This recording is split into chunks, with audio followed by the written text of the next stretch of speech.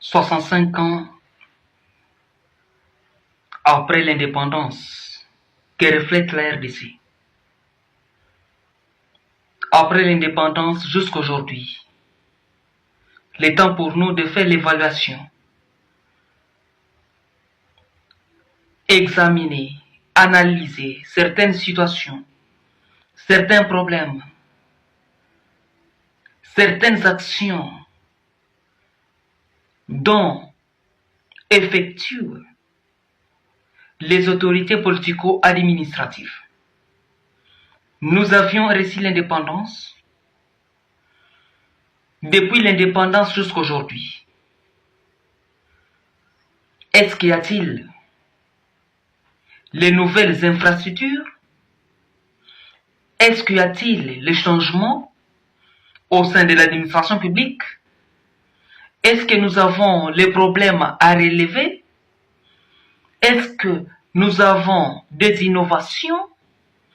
Est-ce que nous avons fait des réformes? Est-ce qu'il y a plusieurs questions que chaque Congolais doit se poser?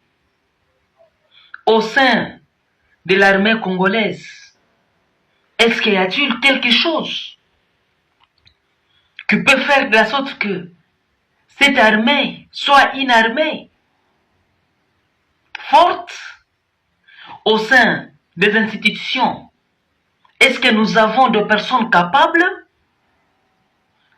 Est-ce que au sein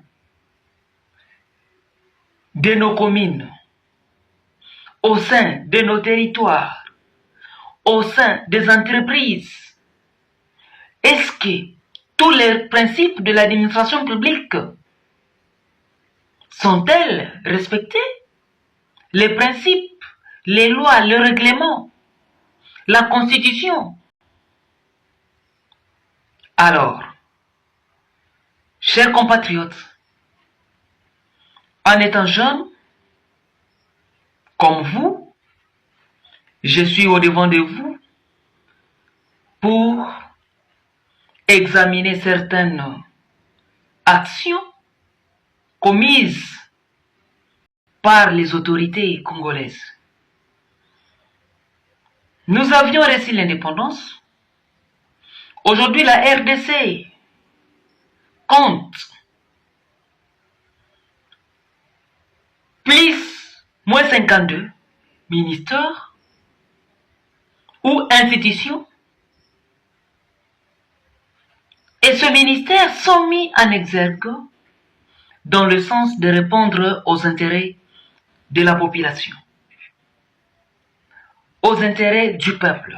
Est-ce que tous les ministères ont la facilité de répondre à ces intérêts? Est-ce que le peuple congolais souffre? Est-ce qu'il y a le chômage? Est-ce qu'il y a la pauvreté? Est-ce qu'il y a la famine? L'éducation est-elle maîtrisée? La santé pour tous est-elle exécutée? Tout ça, ça compte dans la mission principale d'un État, d'une nation, pour son peuple. Alors, chers compatriotes, les analyses que nous devons mettre en exergue est que notre administration manifeste plusieurs défis à relever. Premièrement, nous avons la corruption. Nous avons les problèmes de la politisation de l'administration. Nous avons les problèmes de l'effectif des agents de l'État. Nous avons les problèmes de la retraite et de rentier des agents publics. Nous avons les problèmes de recrutement. Nous avons les problèmes de matricule et des numéros matricules. Nous avons aussi les problèmes de la bureaucratie progressive. Nous avons aussi les problèmes de l'instabilité politique. Nous avons les problèmes de manque de compétences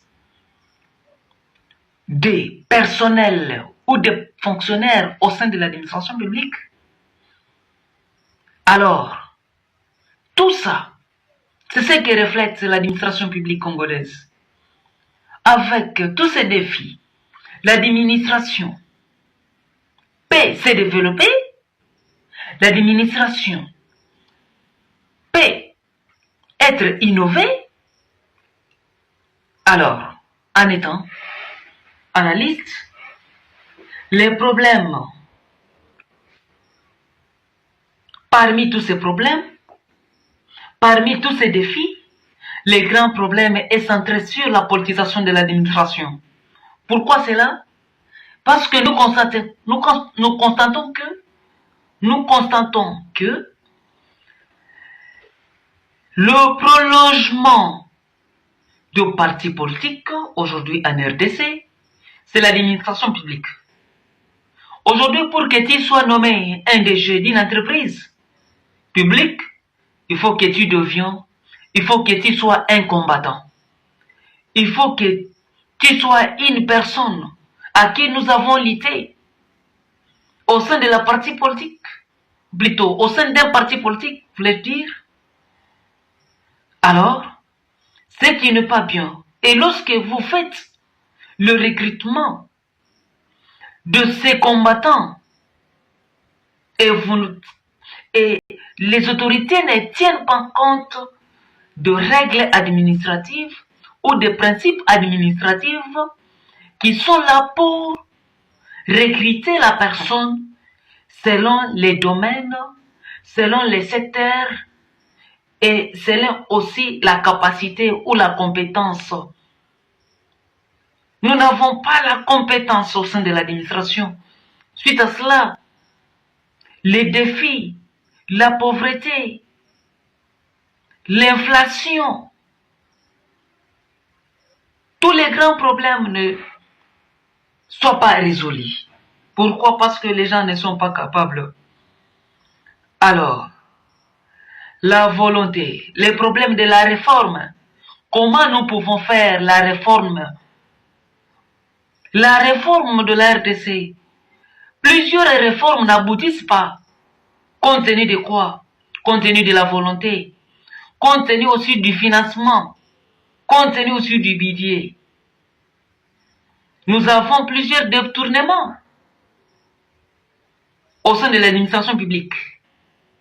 Kamer a détourné. Il a été emprisonné. Aujourd'hui, il a été aussi récompensé. Alors, est-ce que les problèmes de 100 jours, la somme détournée a été remise? On ne sait pas. Plusieurs détournements. Nous avons les cas de Matata Pogno. Il a été interpellé. Il a été jugé. Mais il n'était pas emprisonné. Pourquoi? Il y a les détournements. Pourquoi la personne n'était pas encastrée?